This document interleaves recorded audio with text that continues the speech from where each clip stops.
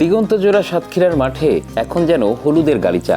সরিষা ফুল থেকে মধু সংগ্রহে মৌমাছির ব্যস্ততা। এ নিয়ে আশায় বুক বেঁধেছেন মৌচাষীরা। চলছে মধু সংগ্রহ, সরিষা আবাদের সঙ্গেই বেড়েছে মৌচাষীর সংখ্যাও। সাতক্ষীরা সদরের বৈকারি ইউনিয়ন, সরিষা আবাদে ভরপুর মাঠ, হলুদ ফুলে মৌমাছির আনাগোনা। ফুল থেকে মধু সংগ্রহ করে বক্সে জমা করে এসব মৌমাছি। সরিষা মৌসুমে তাই মৌচাষীদের ব্যস্ততা।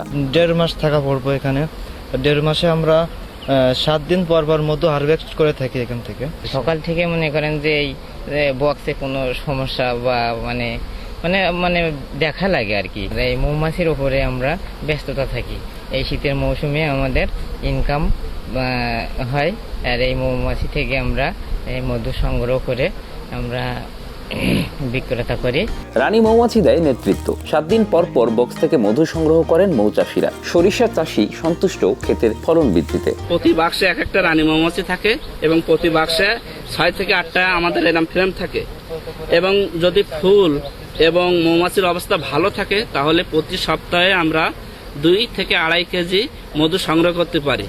এই সরিষা ফুলের মধু দেশের চাহিদা মেটানোর পরে বিদেশে রপ্তানি করা সম্ভব, বৈদেশিক মুদ্রা অর্জন করা সম্ভব। মাঠে মৌমাছির বাক্স দেওয়ার কারণে আমাদের সরিষার ফসল বৃদ্ধি পাচ্ছে, এতে আমরা খুশি।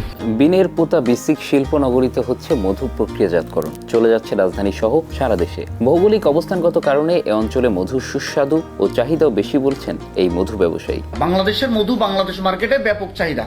তো শুধু বাংলাদেশ না, দেশের বাইরেও বাংলাদেশে মধুর অপর সম্ভাবনা। আমাদের জলবায়ু পরিবর্তনের কারণে, ভৌগোলিক অবস্থানের কারণে বাংলাদেশের মধু অত্যন্ত স্বাদ এবং ঔষধি গুণসম্পন্ন। এটা সারা দেশে একটা ব্যাপক চাহিদা রয়েছে। মধুতে বিপ্লব ঘটছে সাতক্ষীরায়। সংগ্রহ ও মৌচাষীর সংখ্যা বাড়ছে, সৃষ্টি হচ্ছে কর্মসংস্থান, বলছেন বিসিক কর্মকর্তা। সাতক্ষীরায় যে মধুর যে বিপ্লব, মৌচাষীরা যে প্রচুর মৌচাষীর সংখ্যা দিনকে দিন বাড়ছে।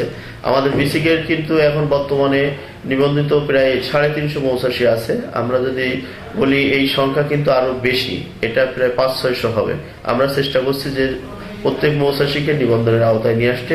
মধু চাষে কৃষকগণ এ পর্যন্ত 29 জন মৌচাষী প্রায় 5000 উপর মৌ বক্স বসিয়েছেন।